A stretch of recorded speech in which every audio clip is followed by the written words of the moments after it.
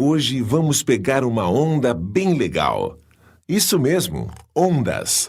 Quando você conversa com seu amigo, sintoniza uma estação de rádio, toma um banho de sol, vê a beleza de uma paisagem ou estoura pipocas no micro-ondas, está em cada um desses momentos experimentando um fenômeno da física, o movimento ondulatório, ou simplesmente ondas.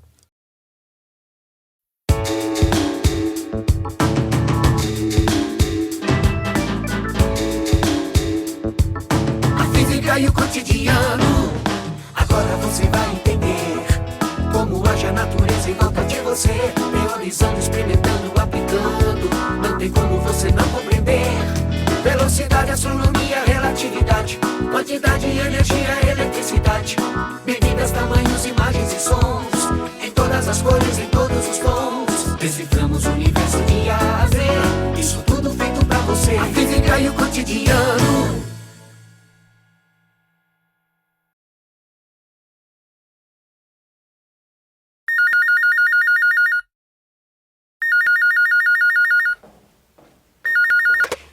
Alô? E aí, Lilico, beleza? Bora lá pegar uma onda? Oi, Cris. É pra já. Tava aqui justamente estudando ondas, a matéria de física, lembra? Olha, isso me deixou muito ligada também. Depois daquela aula sobre ondas, vou até pegar um tubo. Bora lá? Bora lá. Te vejo na areia, então. Enquanto nossos amigos se divertem nas ondas do mar, vamos aproveitar para entender melhor este assunto. O movimento ondulatório está presente em quase tudo o que fazemos diariamente. As ondas podem se manifestar de várias formas. A seguir, você saberá o que elas são, como surgem e como atuam.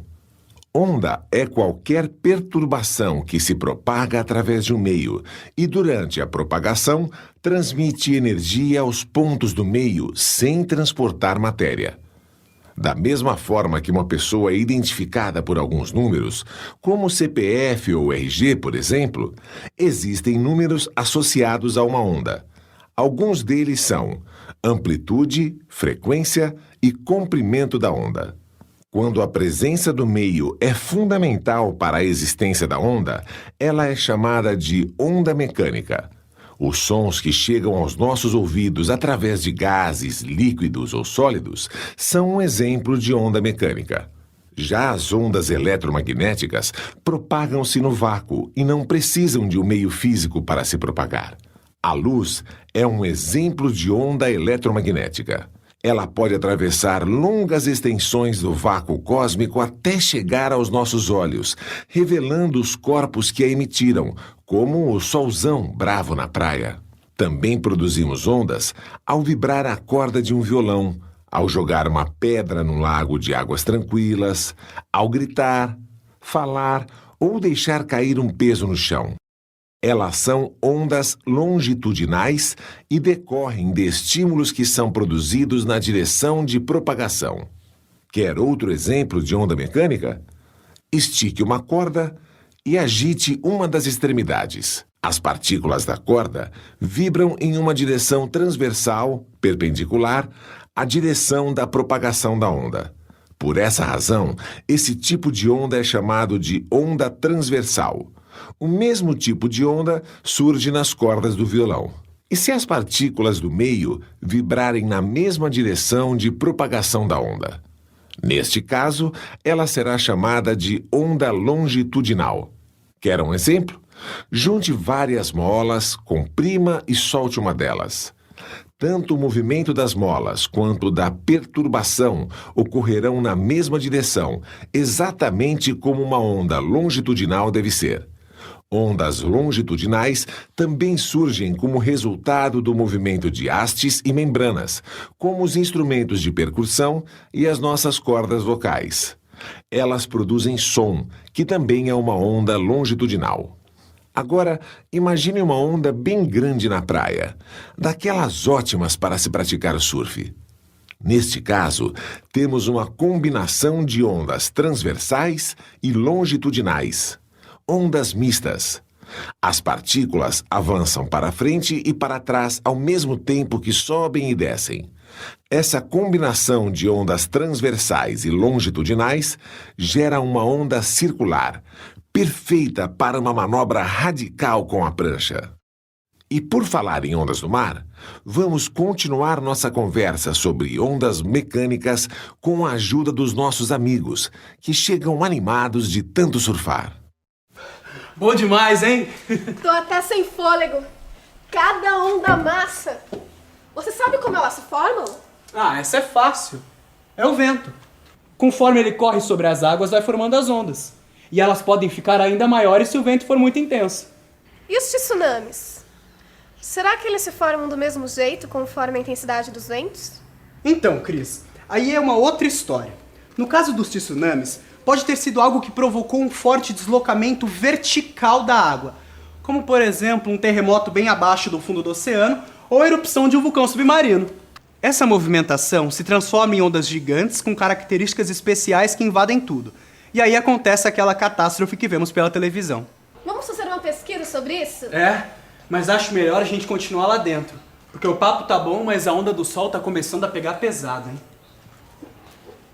E eles vão ter muito que conversar, porque quando falamos de ondas, podemos observar uma série de fenômenos ao nosso redor e descobrir como o tema é amplo.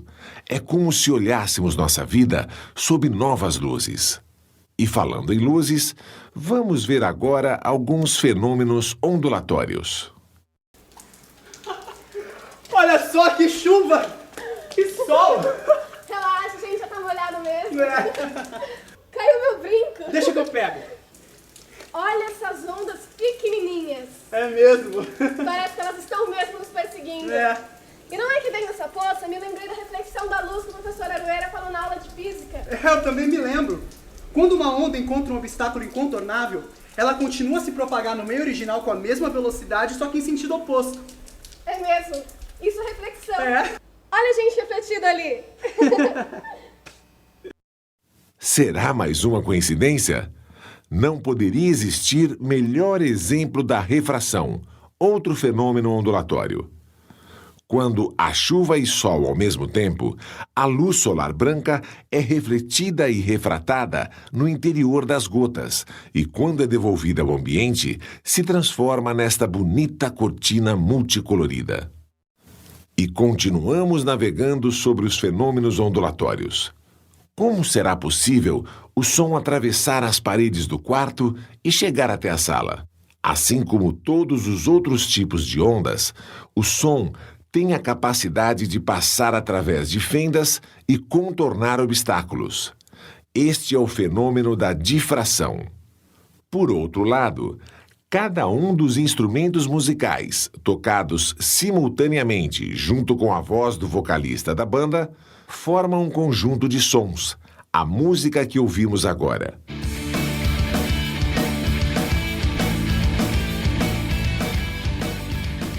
Este som harmonioso, no entanto, quando se junta à conversa dos garotos e aos gritos dos pais, faz com que as ondas sonoras se sobreponham umas às outras. A forma da onda resultante é dada pela soma algébrica das funções de ondas individuais. Caso as ondas se aniquilem total ou parcialmente, diremos que houve uma interferência destrutiva. Caso contrário, a interferência será construtiva. Veja neste gráfico como funciona uma interferência construtiva. Já no gráfico que mostra a interferência destrutiva, obtida pela inversão da onda azul direita, observamos que sua amplitude se anula em determinados momentos. Abaixa esse som, Lilico! Acho melhor a gente desligar esse som. Vamos dar uma pesquisada nas ondas da internet? Bora, vamos lá. A música e a conversa estão muito animadas, mas já que começamos com esse assunto, vamos terminar, não é mesmo? Até aqui, a natureza já deu sua mãozinha e, de uma maneira bem divertida, eles acabaram revendo alguns conceitos que aprenderam em aula e pesquisando, o que é muito importante. Agora chegou nossa vez de contribuir para que eles aprendam um pouco mais. Vimos que as ondas podem sofrer reflexão, refração, difração e interferência. Mas ainda precisamos conhecer mais 2 fenômenos ondulatórios interessantes: a polarização e o efeito Doppler. Por onde a gente começa? Polarização. Olha, então você me diga, porque eu já não me lembro muito bem disso, não. Ahá, peguei você, senhor sabido. Pois esta é fácil. É só lembrar dos seus óculos escuros, que se forem autênticos, certamente terão lentes polarizadas. Mas esperem um pouco. Antes de chegarmos aos óculos escuros, vamos entender melhor a polarização. As ondas de luz do Sol, ou mesmo de uma fonte artificial de luz, vibram e irradiam em todas as direções. Quando as oscilações estão contidas em um só plano de vibração, dizemos que a onda está polarizada. A polarização tem várias aplicações, como nos óculos usados em filmes 3D. Ela não ocorre com o som, mas apenas com as ondas transversais, a exemplo da luz. Na prática, a luz polarizada pode ser obtida através de dispositivos conhecidos como polarizadores. No caso mais simples, até mesmo a reflexão da luz do Sol na superfície de um lago pode gerar luz polarizada. Mas e nos óculos, hein? Como é que isso funciona? É o seguinte, os fabricantes de óculos aplicam um filme químico sobre a superfície das lentes. Esse filme é feito de um composto de moléculas que se alinham naturalmente. Essas moléculas criam um filtro microscópico que permite a passagem apenas das ondas cujo plano de polarização coincide com as frestas moleculares. Isto é semelhante a deixar cair vários palitos de fósforo por uma grelha.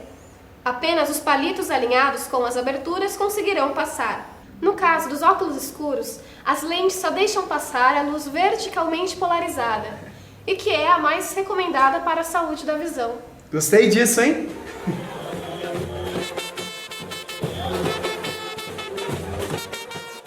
E aqui está o próximo fenômeno oscilatório, o efeito Doppler, que corresponde à mudança na frequência de uma onda percebida por um observador em decorrência do movimento relativo que pode existir entre ele e a fonte emissora de ondas.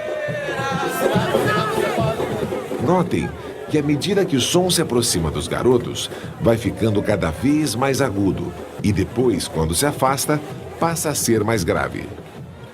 O efeito Doppler também pode ser observado em ondas luminosas.